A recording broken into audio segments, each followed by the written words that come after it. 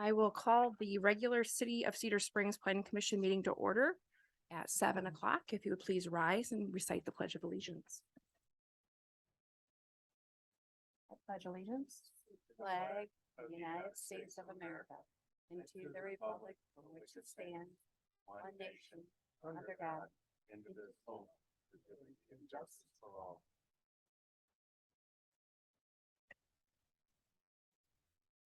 The first item of business is to issue the oath of office for our reappointed members, Mr. Matthew Hogue and Jason Merlington. They both appear to be absent, so if they make it in, I can issue that oath at any time during the meeting. So the next order of business will be to open the floor for nominations for chairperson. Are there any nominations?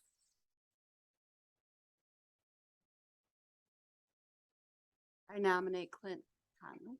Support. Do you accept your nomination? As begrudgingly as ever. Are there any other nominations? Hearing no other nominations, I will call the vote for Mr. Clint Conley for chairperson. Ms. Atkinson, Yes. Mr. Hall, Yes. Ms. Naparowski, Yes. Mr. Nixon, Yes. Mr. Conley. Yes. Congratulations. And all those, I guess we got that, sorry. I'm so used to voice votes when we do them. So, all right, congratulations, Mr. Conley. If Thank you would you. please rise.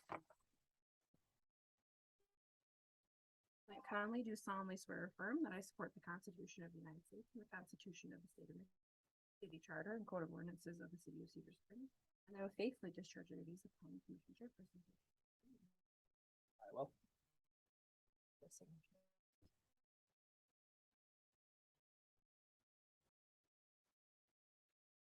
I'll turn the meeting over to you. Okay, the next thing on the agenda is we need to appoint or open the floor for nominations for the vice chair. Do we have any nominations for the vice chair?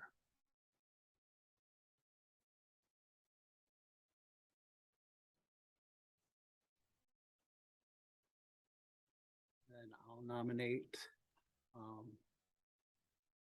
current vice chair. I'll nominate Mr. Nixon. Or are there any other nominations? I nominate Shandell Naparowski.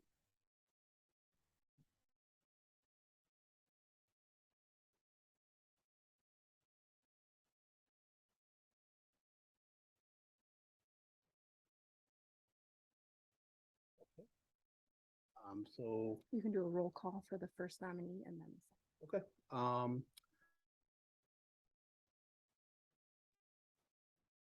then we'll do a roll call for Mr. Nixon. Ms. Atchison, For Nixon, no. Mr. Hall, Yes. Mr. Hogue isn't here, Ms. Merlington isn't here, Ms. Naprowski, Yes. Mr. Nixon, Oh. Yes. Hang on, what's your vote, Mr. Nixon? Oh, yes. Yes, okay. and I will vote yes for Mr. Nixon. 4 votes for Mr. Nixon. Mhm. Yep. Which that's falls in. Yes. So, and especially, and, thank you for making your vote clear, because that made it a little much easier.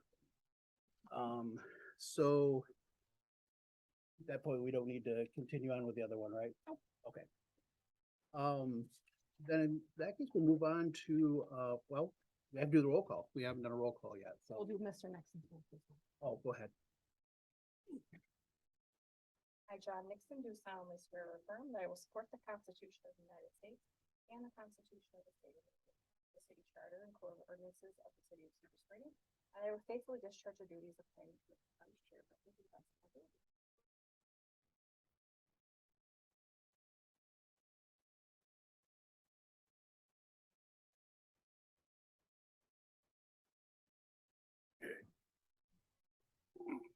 Okay, so we haven't done the roll call, so we'll move on to that. Ms. Atchison, obviously, Here. we've all voted at this point, so we kind of know who's here, but for the record, Ms. Atchison's here. Mr. Hall? Mr. Hoag, as mentioned earlier, is sick this evening and has notified us. Mr. Merlington is not here. Ms. Naprowski, Present. Mr. Nixon, Here. and Mr. Conley is also present. I want to recognize the planning officials, Mr. Moore, and we also have the city manager, Mr. Mr. Womack, I know your name after several years of working here, and our city clerk, Ms. Johnson. The next thing on the agenda is the minutes from the last regular meeting on December sixth, 2022. If you need to look at those and see if we can approve those, or if there's anything we need to adjust.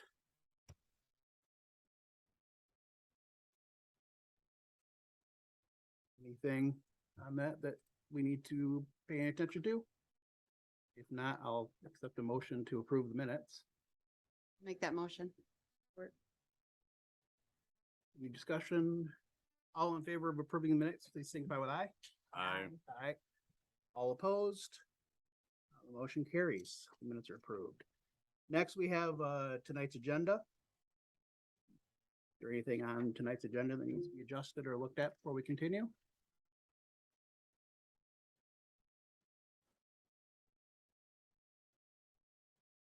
I'll make the motion that we approve the agenda.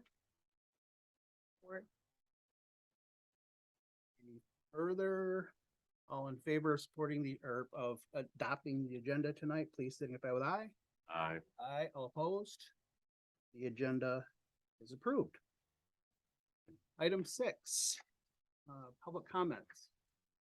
Those citizens wishing to speak on agenda and non-agenda items will be allowed a maximum of 4 minutes each to address their concerns. This is the only time during the meeting the citizens are allowed to address the planning commission. Please state your name and address for the record if you would like. Chairperson, could I clarify real quick?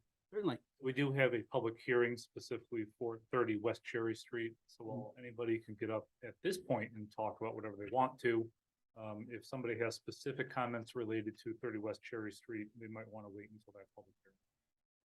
That will be mere minutes after this public comment opportunity. So you get to choose whichever one you'd like to do, or both. That's this, we have two different opportunities for public comment tonight, so. Okay.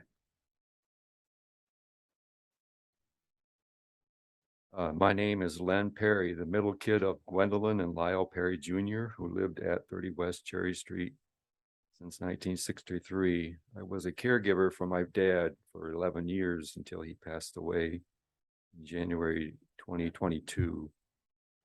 I lived with him. My mom and dad purchased the property from a Pearl Phelps. Dib and Pearl Phelps had the house built in the 1920s by a Lute Fullerton. My dad was on the Cedar Springs School Board and taught at Kentwood High School for 24 years. My mom was president of the Cedar Springs High School Music Boosters, president of the Cedar Springs Women's Club. She was a regular attender at Cedar Springs City Council meetings. I feel my mom and dad had to live in this house in the zone the property was in at the time. I feel the house should be used to raise a family and not a business. Thank you. Any other? Come on up. Hi, my name is Corbin Schaefer, and my fiance Mallory and I are hoping to purchase the house on Cherry Street and move into it. We're getting married in February. Is that all? Yeah. Oh, thank you. Yeah. And congratulations.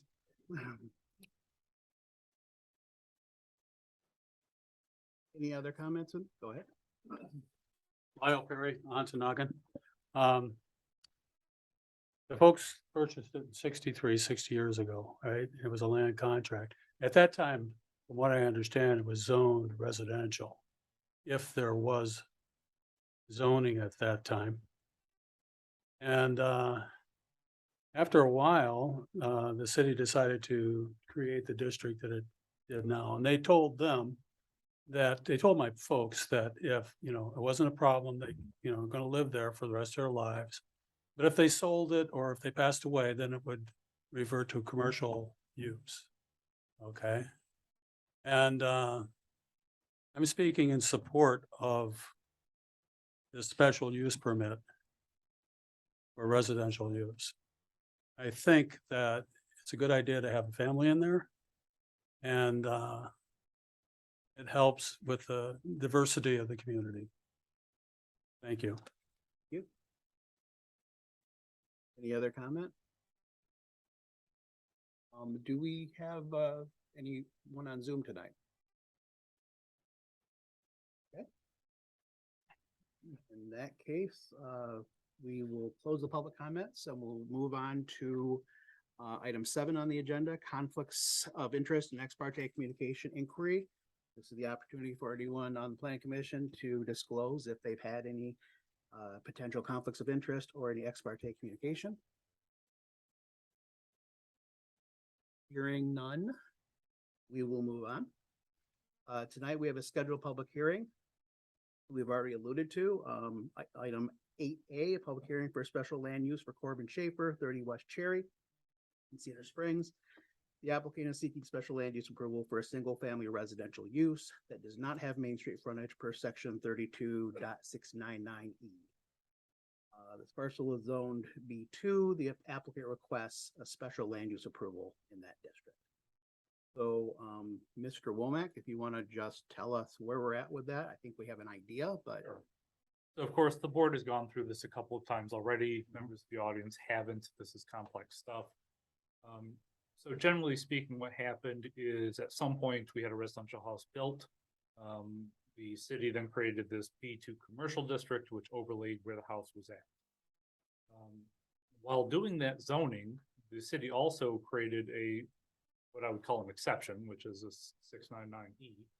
It basically says if your residential house does not have frontage on Main Street, you can allow it to continue to be a single family residential use, but you have to get special land use approval. And of course, people don't think to do that because sometimes they don't even know what happened, etc. And then in the last 10 years or so, banks stopped mortgaging on properties that were considered non-conforming. So this property, having never obtained the special land use, would probably be considered a lawful non-conforming use, but banks have changed their policies, so banks will no longer mortgage on a sale of that house.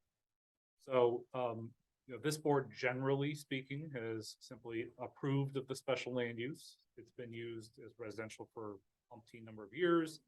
It doesn't seem to interfere with the district in any way. I think somebody said the diversity of the district. I think the board's generally in favor of that, but it is something we have to do.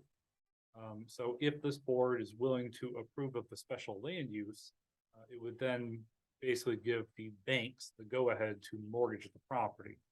The difference being, of course, that non-conforming uses, if they were to be destroyed in a fire or something, could not be rebuilt.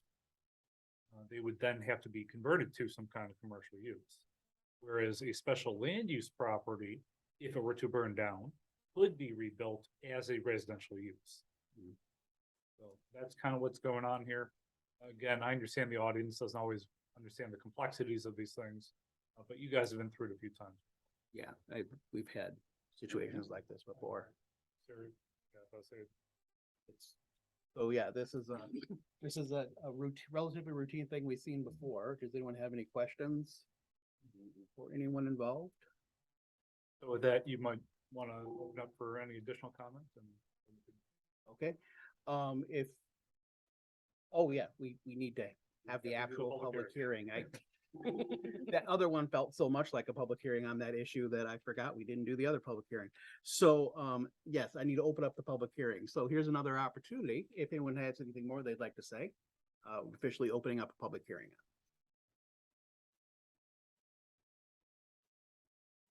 Everyone good? We could continue, okay?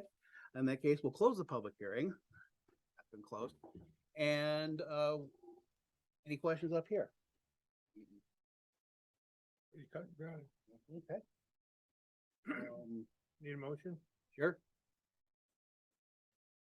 I don't know how you want to word it. I'd make a motion to allow the special land use for 30 West Cherry Street. Gonna just modify that to be approve of the special. Special land use for 30 West Cherry Street.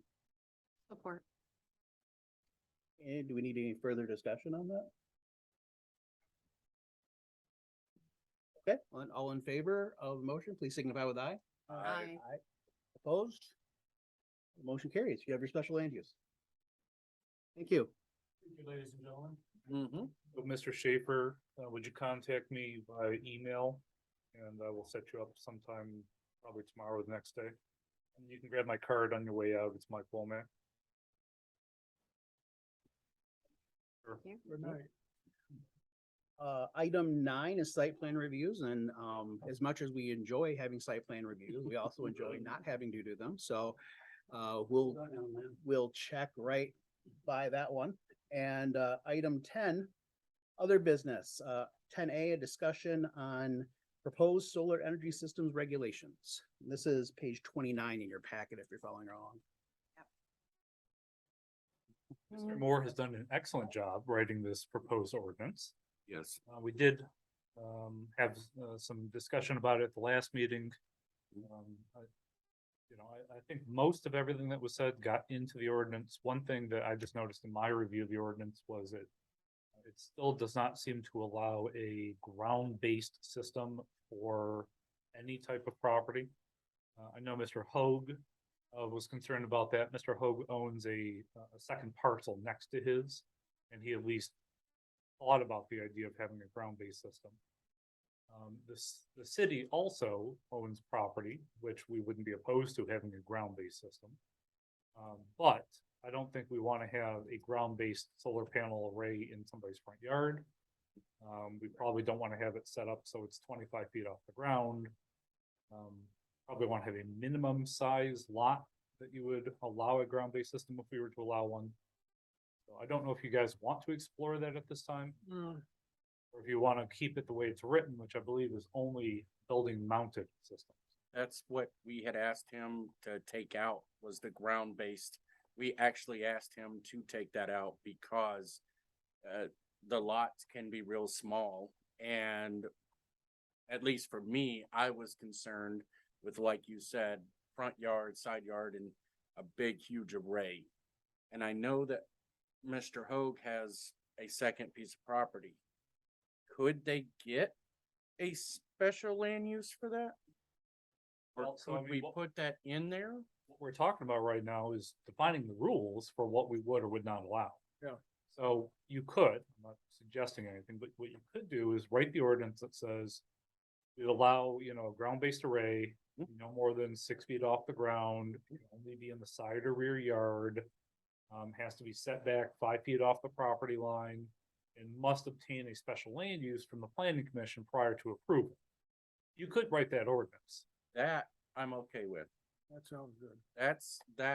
I like that better because then we're actually able to see it and cause I know with like my lot, it's small and I've got trees in the back, so I would have only one spot to put it, and I don't want to do that.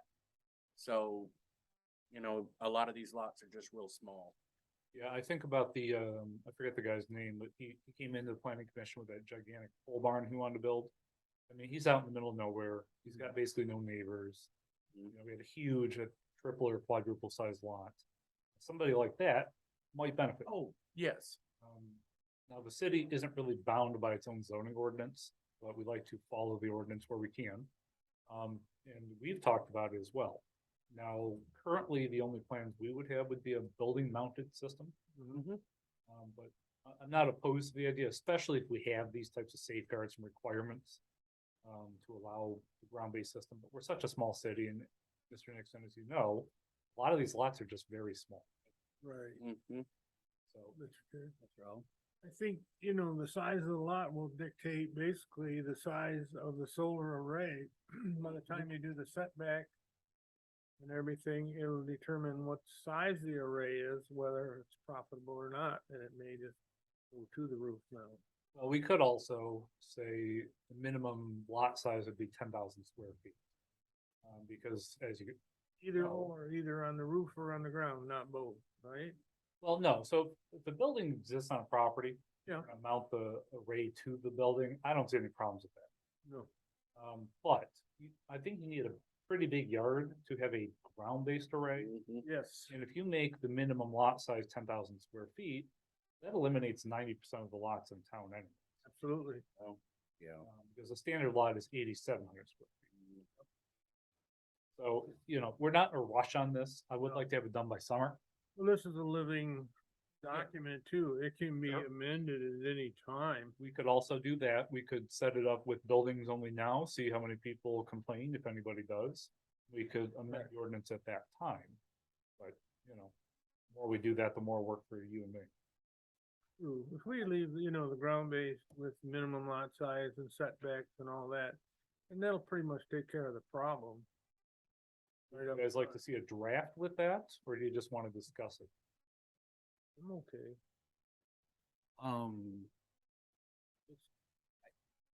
So I think it's a pretty good draft as it is, and as Mr. It Hall is. indicated, we could come back and amend it at a later date.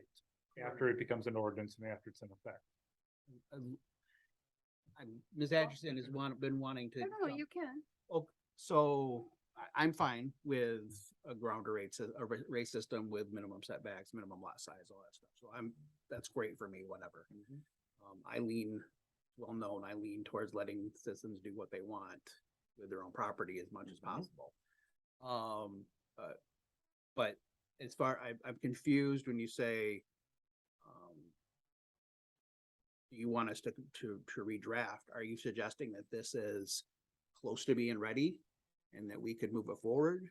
Or, This is Mr. Moore's draft. I only read it once or twice during the week. I think it's in pretty good shape. okay, The only question is, do you want us to see another section, at least a proposed section, or a ground-based array system with the minimums that we talked about? Before making a recommendation. Yeah. to council? I'd like to see, I think that if we're doing it right now, why don't we just put the Yeah. ground with the, minimum. my confusion was, I guess I'm so into, like, we see this 1,000 times before it actually moves forward. Right. So I was surprised by, are we Are we actually gonna ready? move on this Yeah. tonight? True. So Yeah. we'd still have to hold the public hearing. Right, Yeah. but I mean, Right. moving forward with the No, process you're rather than just To discussion. get the new draft for the public hearing and then Well, so are you prepared for a public hearing? Because we could set that at the next meeting with the section about ground-based arrays. You could review it, determine whether you want to make a recommendation with or without it. But we're also not in a rush. I don't think I wanna do the No. public hearing yet because No, we I wanna we see kinda that. wanna know what we want Yeah. before we present it to the public, that here's what we plan on doing. add that in and come back next month. Okay, do you see anything else in this draft that you like or don't like that you want to work on? I Straightforward. did like a lot of the stuff that was added, or there were a lot of details that were added that I thought were important. I don't remember anything not looking right.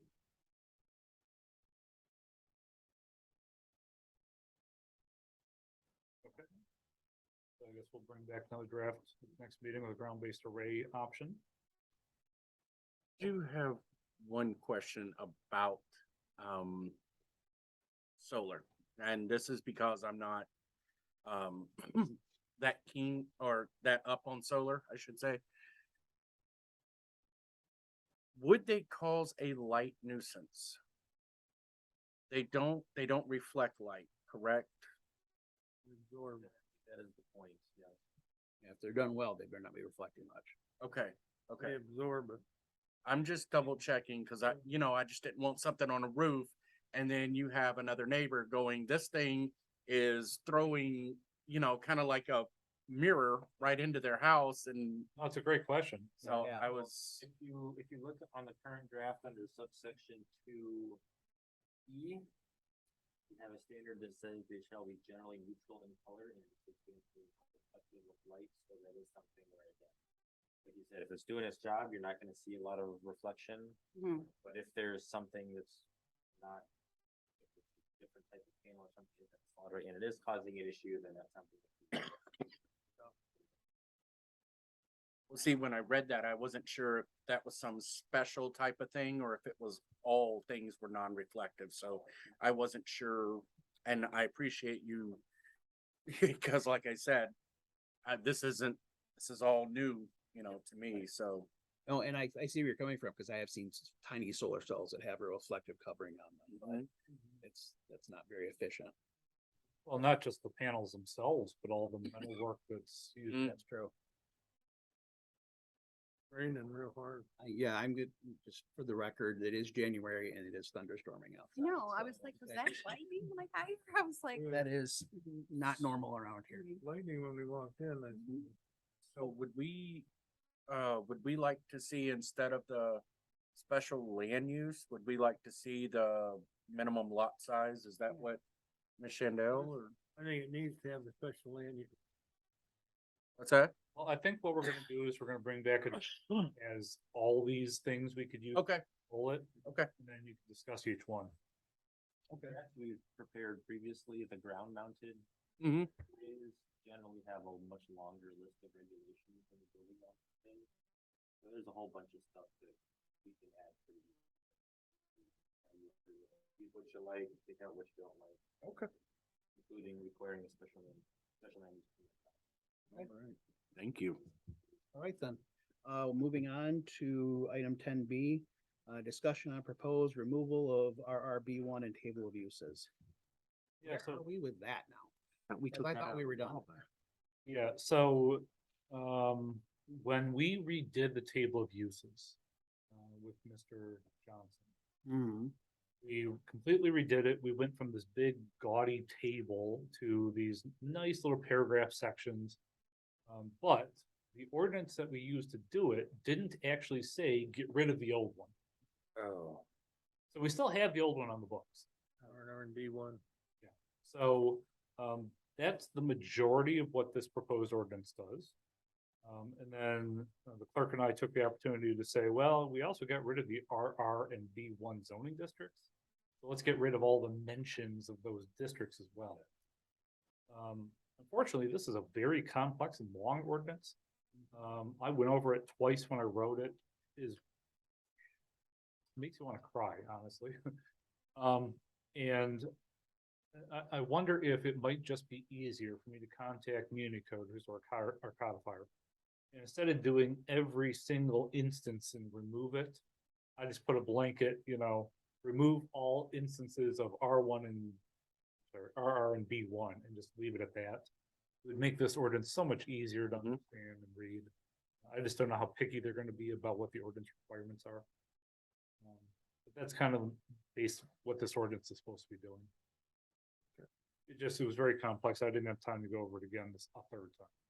So can you help me with what we did a couple of months ago with recommending to the city council? Because I thought we did something very similar with that, where something hadn't been repealed and we. Yes, so when we recodified, I saw that we had both of these table of uses in the ordinances. And I said, what the heck, we got rid of the other one, why is that in there? I guess it was just a false remembrance of mine that we had fully intended on getting rid of that old section. So I was hopeful that Municode would accept the motions from this board and the city council of what the intention was. Oh, okay. But they felt that an ordinance would be stronger.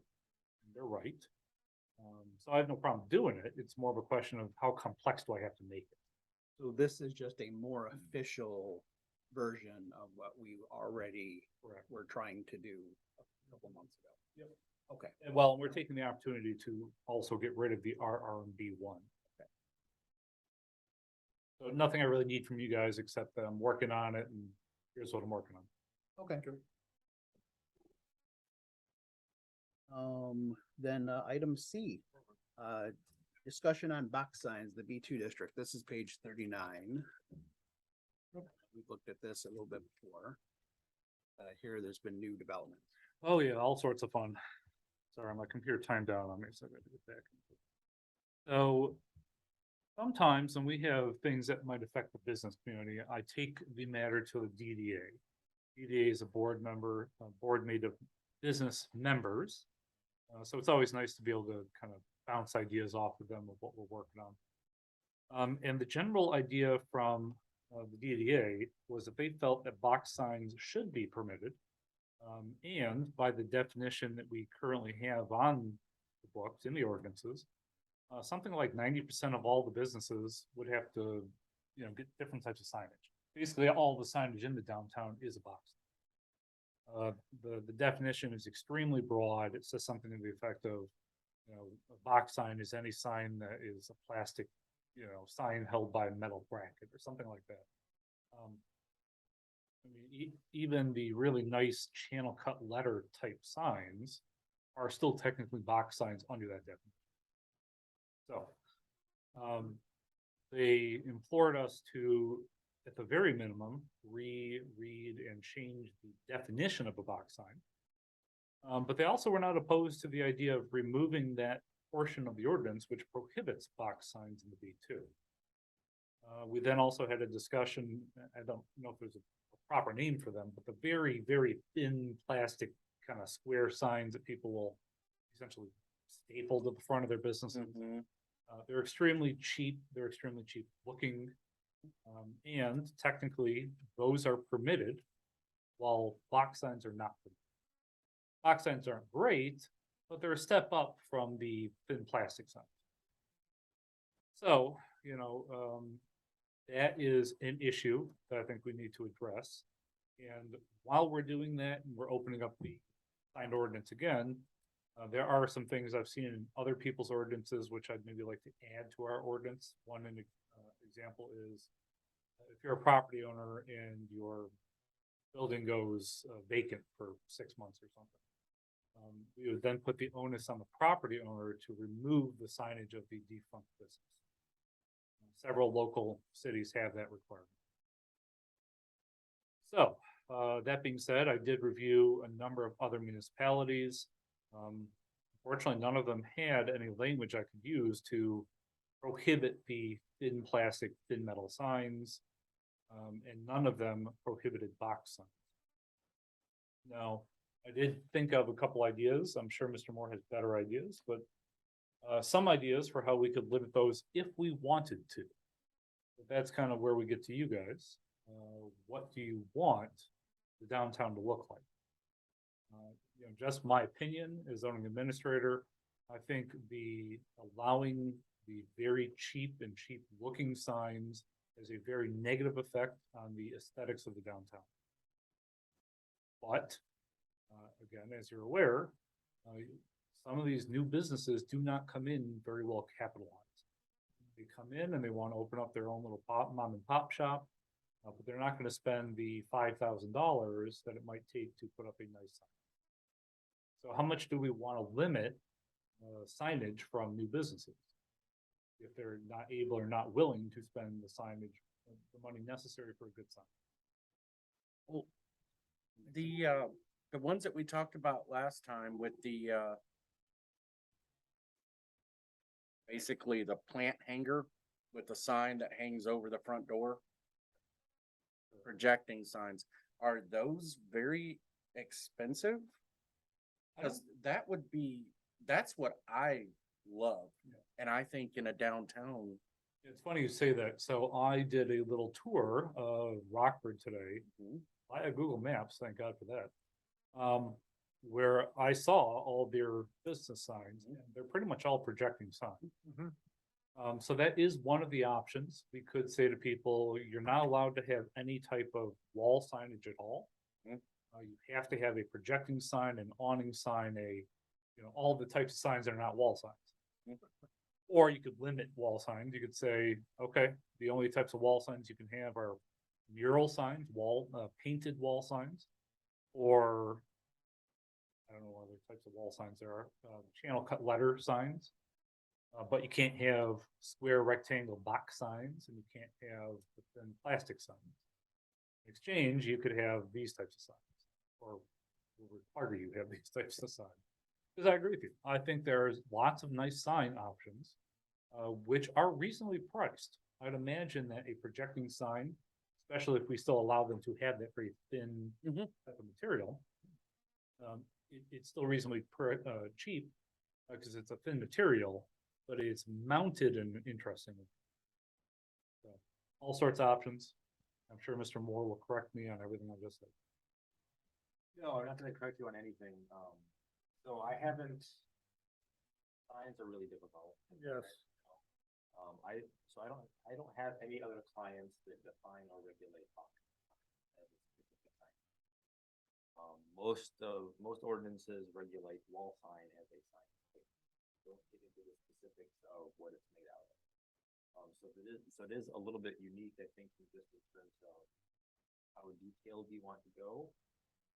One concern I might have, is that, and I'm not a lawyer, but I might worry a little bit about justification for it, right? So what's the rational basis for saying plastic's not okay, but metal is okay? It's okay to have a thin sign that's perpendicular from your business, but not mounted on the wall of your business. I certainly understand the aesthetic argument.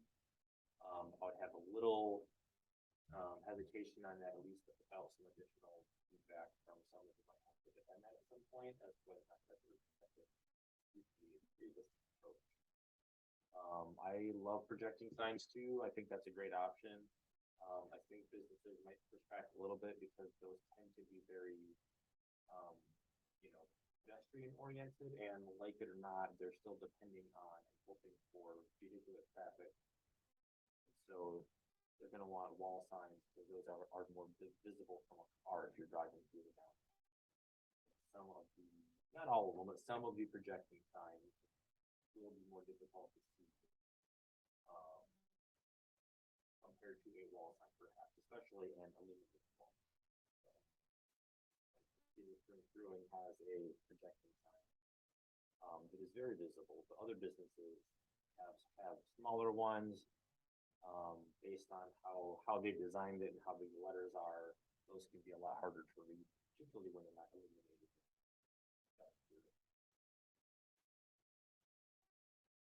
A lot of communities will permit both wall signs or marquee signs.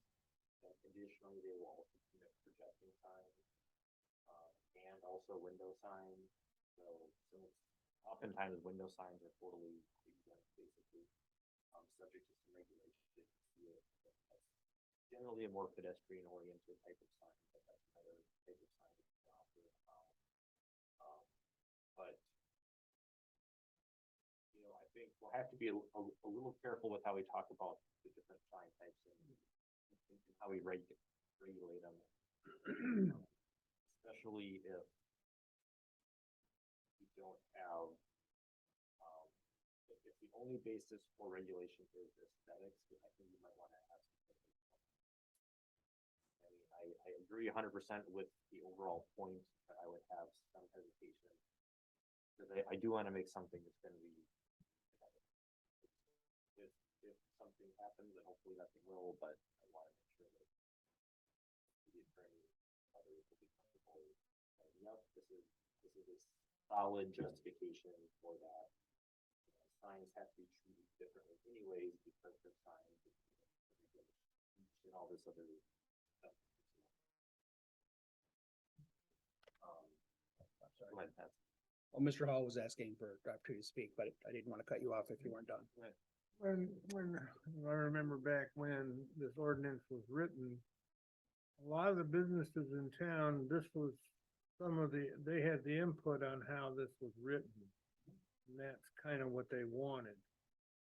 Because this has been ongoing forever to modify and change the sign ordinance. It's never been the same from planner to planner, let's say. Which, by the way, when we redid the ordinance in 2018, we reached out to every business in the Chamber of Commerce for comment about what they'd like to see change with the sign ordinance. You know how many comments we got back? Probably none. Zero.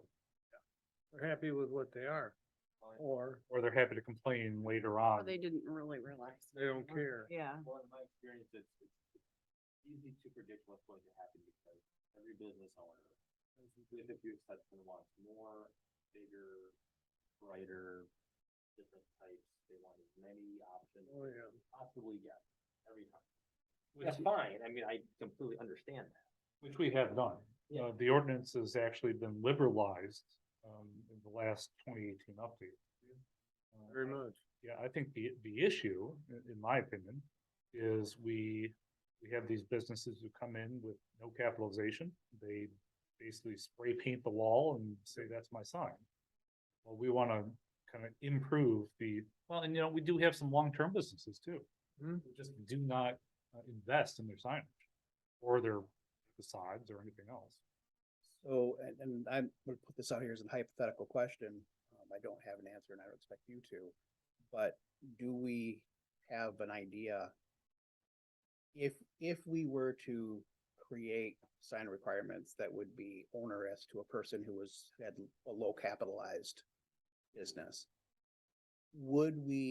how much of Main Street would not be populated with businesses? The question is, I guess another way to put this is, are we mature enough in our downtown business district to require the higher class of anything? Will we have buyers? Are we at that point yet? I know we're moving that direction, but are we there yet? And should we have ordinances that kind of cut off possible businesses from being in there and having vacant storefronts if we're not quite there yet? But it's hypothetical. I'm just putting that out there. I don't know the answer to it.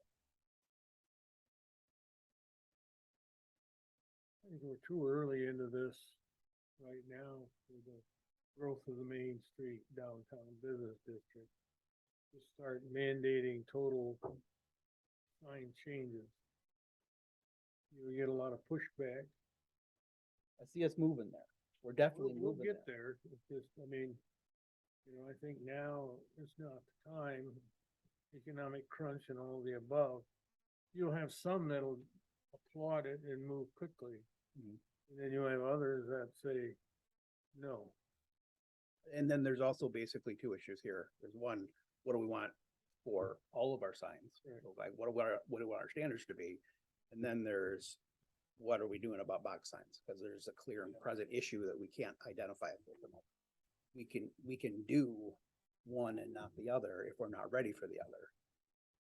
But this is the kind of thing I feel like we could just move around stuff all day. That line item in, and what's allowed right off on the first page of definition of a box sign and run that up the flagpole and see where it goes.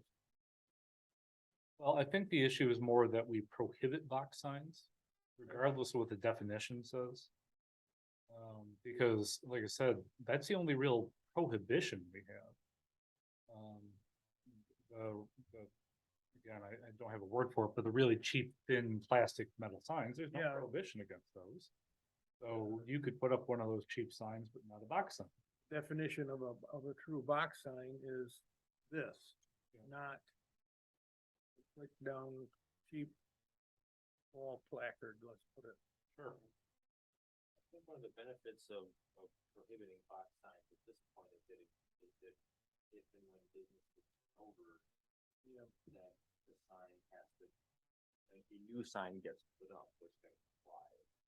One issue that a lot of community space, less so in downtown, but in other areas, that you have these, just the basic pylon signs that are internally illuminated and they're too big.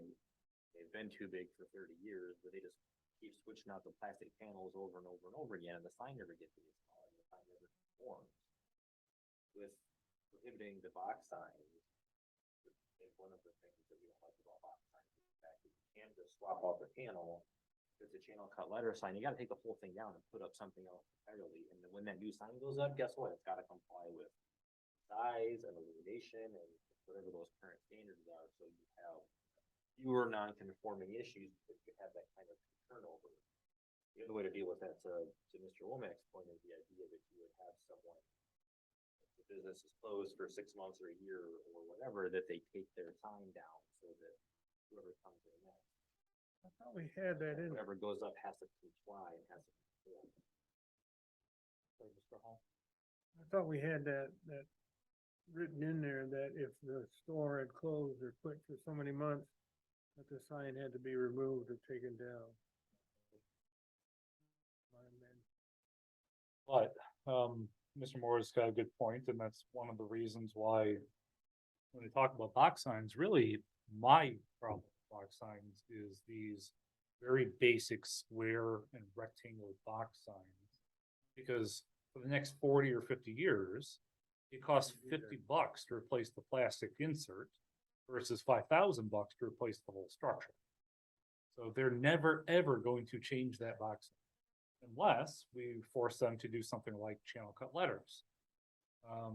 So the strip mall down here is a good example. You've got the Main Street Cafe, which became the Main Street Thai place, I forget what it's called, Jasmine Thai. But they use the same sign because they called the business Main Street, same thing, right? Same channel cut letters. But immediately next door to there is, oh, what's that pizza place with the yellow? Hungry Howie's. So channel cut letters. If some other business were to come to that storefront, they can't really call themselves Hungry Howie's, boutique clothing store or whatever. They'd have to put up some kind of new signage because.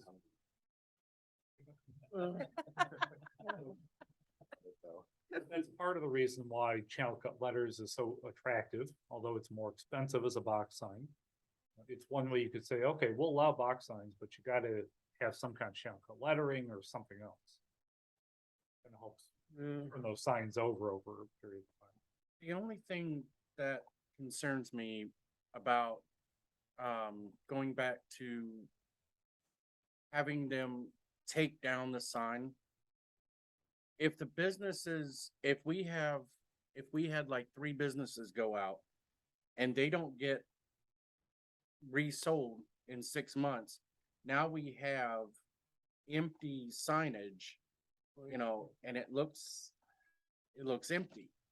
But at the same time, I also don't want to see the old signage up there. So it's kind of like, Instead of saying remove the signage, you could say replace it with a blank insert. yes, I think that would be better than going completely. Yeah, there's a liquor store on 14 Mile going up towards Greenville where the entire signage is just completely collapsed over. It's like a pylon sign. And the lights that used to internally illuminate the sign are still lit. They're just hanging there. So it's just kind of hanging there. Mhm. It looks horrendous. And they're just not fixing it. It kills me every time. But yeah, so I think there are ways we could maybe allow box signs, which is what the business community wants. I don't know how we're going to address the flimsy signs. The business owners, the DDA members, were of the opinion that when presented with the opportunity and money to upgrade signage, businesses will. Of course, you've got businesses who don't make money.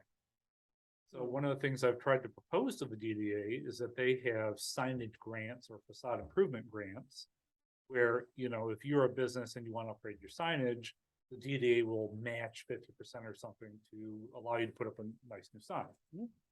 Of course, there's some politics involved there and other things, but it's at least an option for some of these long-term businesses in the downtown to improve their signage. On the assumption that they would put up a nicer sign, which I don't. But yeah, it's a vexing problem, and I don't know how you guys want to address it. Who else, is it the zoning administrator who is in charge of making sure that they are in good order? Generally speaking, yes. Okay. But as I discussed with the DDA during our very heated meeting last time, they don't want to be regulated at all, never. Just like property owners and homeowners, people don't want to be told what they can and can't do. And so there's a ton of signs in the downtown that I would love to force people to remove and replace and upgrade and whatever else, because they look janky, they're burnt out, they're cracked, whatever. But especially small. That's not what I meant. I meant because what's actually holding the sign is crooked. It's, so Become disrepair, it needs to be removed. Yeah, and maybe I'll talk with the city council about whether they want me to start addressing that as an issue. Because it becomes very political very quickly. About me, the evil, zoning administrator, telling these poor mom and pop businesses to spend money to replace their. Never done that before, so it shouldn't be a problem, right? Well, on many other issues, but not this one particular issue. Wanna bet? Sarcasm intended. So, okay, so we've talked a lot. What can we help you with the most tonight? I think I need to know whether you guys want to allow box signs into the future in the B2 district. I think probably the definition side, Mr. Moore and I can work on one way or the other. And then any restrictions or things you'd like to see with box signs. So yes or no on box signs first. And second, if you do allow box signs, do you want to prohibit rectangles and squares? Are there do you want to require channel cut letters? Are there any restrictions or requirements that you would like to impose against box signs in exchange for allowing? what about the flat signs? Can we just X-nay those altogether? Like I said in my email, I think there are ways to do it. But as Mr. Moore has indicated, sometimes you have to have a legitimate reason for doing so. And we'll probably have to investigate what. Well, he was talking box signs. I'm talking the flat metal. Or any signage, you have to have a legitimate state reason for Disrepair. allowing or not allowing. Concern over those is that is, we make a distinction based on nothing but material. So like wood is okay and metal is okay, but plastic is not okay and plastic is not okay. Maybe, but even that is iffy, I think. Well, and I did, Plastic signs out there. and I did like, Mr. Womack's suggestion, moving them 6 inches off the building and maybe putting a border around them. You had discussed that in your, thing there. Yeah, so That is something. I'm not making a statement about whether that's a legal way to do it. Simply a way to basically prohibit the types of signs we don't want to see. But we'd still have to probably speak with the city attorney's office to see if that is a way to do so. If you get them where they can be flush mounted, that eliminates every sign you have on Main Street. Well, all the ones we don't want. Now, of course, let's also keep in mind that signage, in addition to uses, can be considered non-conforming. So if a sign was put up legally, you can't require them to remove it. Right. You'd have to stay up until it's, breaks or they voluntarily take it down. Now, one of the nice things about the thin signs is if you remove those thin signs, there is no structure that remains. And therefore it is removed from the non-conforming. You're with them. Well, yeah, but I'm saying you couldn't then replace it with the same type of sign. Mhm. So it's a no-win, no matter way we go with it, sign. Yeah, the signage stuff is very complex, but it is, I think, one of the easiest and best ways for us to improve the downtown look. Yes. I mean, let no hypothetical here. Could we say that all signs have to have some amount of three-dimensionality? I think you could, this is just my opinion, I think you could make the argument that requiring a frame around your sign is a safety measure. You're making it mounted in such a way as it's less likely to be ripped off by the wind. It requires a number of hard points that are attached to the building. be a security or safety issue. So I think, just my opinion, I think there's probably a way you could do that. But this is a question from the city attorney's office. Oh, of course, and I'm just, They'd have to get a licensed electrician and a building permit to do that. because a flat sign that's mounted in a frame projects it forward 6 inches has a degree of three-dimensionality. A channel Yes. cut does, Yes. but also box signs do. Yes. So I mean, it's a compromise that it can be done in one statement, but I don't know if that's necessary. Just throwing stuff out there. Okay, so back to what you need from us tonight. Are we okay with box signs? Without a definition of box signs, it's really hard to say if we're okay with box signs, so, Yes, this is definitely one of those Supreme Court things, you know, when you see it. yeah. And maybe we don't even need an answer today. You might want to go talk to your favorite, business owners and see what they have to say. I mean, you guys should be walking up and down the street and taking a look at sign, Oh, yeah. Oh, if you haven't already. But the definition is definitely a problem. Yes. So if nothing else, we'll address that, but, I think there's probably a way for us to say, we're just not going to allow these at all, and here are what we will allow. But the business community seems to be in favor of box signs. I've seen some box signs that are fine. I've seen some box signs that are not fine. It's really hard to do Yeah, I that. know. That's That's- what- And I understand the argument of for our long term, we don't want the interchangeability aspect because it punishes us 50 years down the road. I think the challenge is that you can pick up, box signs and the channel cut letter signs that look good and that you would like and support, and also ones that would look terrible. right. And, figuring out how to get what you want and prohibit what you don't want. And do that in such a way to where it would stand up to a challenge. Right. Yeah, that sounds pretty difficult. That's not gonna work. So there you go. If you solve that problem, I'm sure all the other communities around here would also like to know what we have, how we did it. That's your assignment. Mhm. By the way, Ms. Naprowski, I'm not trying to ignore you. I keep turning like this because everyone else is over here and I feel like I'm showing you my back. And so if you have an opinion, I'm not trying to shut you out, just yell at me. Thank you. Okay, We'll continue to work on the issue. okay, awesome.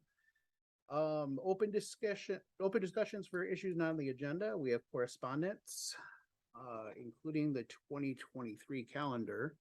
We haven't seen the 2023 calendar in here before, have we? Or have we? I can't remember. Oh, that's right, that's right. Mhm. Okay. I got that on my phone. The industrial facade ordinance, is there anything we need to do with that? No, we're just letting you know it's going to the city council. And same thing with the parking ordinance amendment. And the attendance report is what it is. So I did get, text message from Mr. Merlington during the meeting. He just indicated that he really enjoys the board, but he feels he's very busy, which is prohibited from attending meetings. So I don't know if that's his way of saying he's going to resign or not, but it is what it is. The mayor should find out that there might be an appointment that. may We're have to always be looking made. for people to serve on our boards, so. Okay, so if you know anyone, and if we get to that point, please let us know, because it's always hard to keep these seats filled. If Mr. Rillington decides he'd like to stay, we'd love to have him as well, so I want to make sure that that's clear. All right. 190 North Main Street, item 5 here.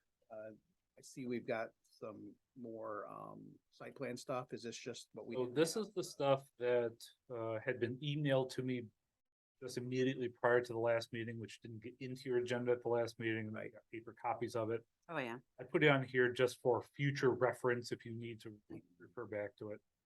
But I did approve of this last week, I think sometime, so we're moving. And then I see we have 3 bits of correspondence regarding lawful non-conforming approvals for various owners. Yeah, for those of you who are part of that whole process, all sorts of fun. So I'm slowly getting my way through And that's it, huh? All we've gotten so far. so far. I did approve another one today. What's that? The lawful non-conforming affidavit. Multi-family. Multi-family. Got it. Thank you. Okay, staff comments, city manager. Yeah, this is tough stuff that you guys work through all the time. So I appreciate all the work you guys do and signed up for another year of chairmanship or vice chairmanship. I noticed you guys were all climbing over each other to take those positions. So I Mhm. appreciate that. But, you know, this board accomplishes a lot, punches well above its weight class, and I appreciate everything. you guys do. The clerk, as soon as you get a chance to stop writing, don't interrupt you there. I noticed that training's not been really happening since COVID, so I kind of just kind of I hope for them to see something that's for training, for planning, we have a budget for it. It's not huge, but we're seeing classes that we're just not connected with. But in my way. You ever see online stuff? Cause I don't like coming out of my hole unless there's a shadow to be seen. There's a MAP training in Mount Pleasant on March 1st.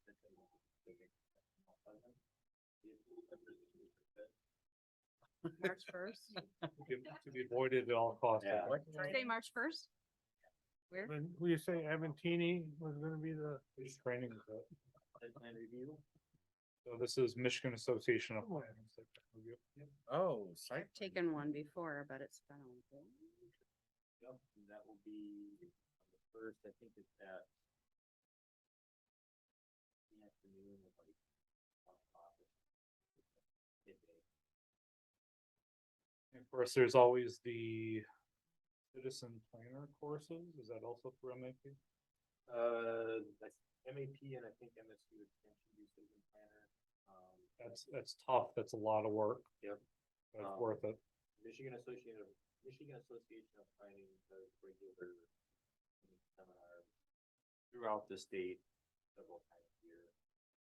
Mount Pleasant, Grand Rapids, or you can also request your own training right here specifically for you if you want. So either through MAP. Yes, in times past, our planners put together a, planning 101 refresher course. But, so I guess if you guys are interested in additional training, please contact the clerk or myself and we'll try to help you out, get you into a class. Planning commission members, any comments? On you. Oh, thank you. Okay, well, thank you for everyone, for continuing to show up and do this work. And, for your vote of confidence for me, even if I'm not sure it's actually a compliment. And, now you know how I felt. exactly, well, I have an idea. We'll continue on through 23 here. For the report of the city council representative. We have slowed down a little bit too, I think, getting a lot of stuff out of the way. Have you heard any more from the other counties on wanting to, or the apartment complex? We haven't heard much on that. Oh, yeah, so I was told that they had another plan that they're ready to submit, but I haven't seen it yet. My waiting game is the West Street project. Yeah. Okay, that, we haven't heard back. We had somebody who was interested, Right. they offered a pretty good chunk of cash. But then I had some issues with the real estate agents, which I could go into more detail. Oh, later. on. Yeah. So basically that's what we're, Yeah, winter is a slower time. for the Yeah. process. Yeah, it's not a lot going on. peaceful. But thank you all for your work on this commission because that helps us. Nice to see Rose here. Yay. Yeah, Rosie. That's about it. Report of the planning consultant? Nothing further. Okay, in my case, we're adjourned.